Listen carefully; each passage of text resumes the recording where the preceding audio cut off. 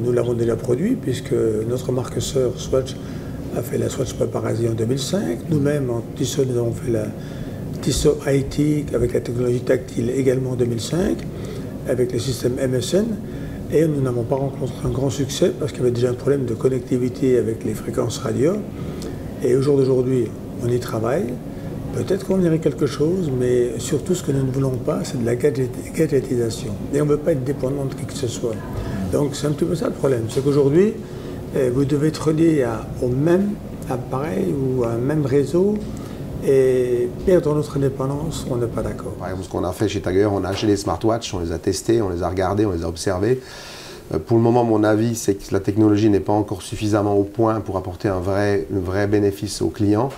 Dans le sens où il faut toujours le téléphone portable allumé, puisque le téléphone portable communique avec la montre, donc ce n'est pas une montre qui est totalement indépendante. Et que, in fine, ben voilà, je dirais mieux vaut un téléphone portable avec une interface super simple, grande, que de devoir s'ennuyer sur une montre qui doit être à la base simple et facile et autonome. C'est un objet en fait qui va, moi je pense, permettre quand même d'aider pas mal de gens, c'est comme ça que je le vois. Peut-être pas la première génération, mais la deuxième ou troisième va vous permettre certainement d'aider les gens qui sont malades ou que ça soit même des gens, on parle souvent malheureusement de ces maladies telles qu'Alzheimer ou comme ça, donc pour retrouver des gens qui se sont perdus. Donc c'est bien dans ce point de vue-là. La deuxième chose que moi je trouve aussi intéressant, pour moi et même primordial, c'est quand même le fait qu'on va réhabituer en fait la jeune génération à porter quelque chose au poignet. Et ça c'est important puisque plus vous allez vous habituer à porter quelque chose au poignet, ben, plus moi j'aurai la chance peut-être aussi plus tard d'avoir une nouvelle clientèle. Et je pense qu'elle évaluera l'enfant qui porte une iWatch aujourd'hui ne va pas porter une iWatch peut-être demain lorsqu'il sera au travail. Il voudra quand même avoir aussi une belle montre. Donc pour moi, il n'y a pas vraiment de danger. Non, loin de là, je pense que c'est plutôt une grande opportunité.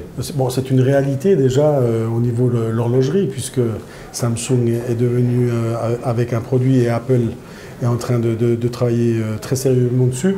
Nous, on a eu des contacts avec Samsung, aussi avec Apple notamment, mais je dirais que c'est pour l'instant plus de l'ouverture de notre côté parce qu'on est intéressé évidemment par ces technologies nouvelles, puisque la vocation de Hublot de nouveau c'est d'être avant-gardiste, de se projeter vers le futur, et on pense que la technologie liée au smartwatch pourrait être aussi intéressante dans le futur pour des produits horlogers haut de gamme.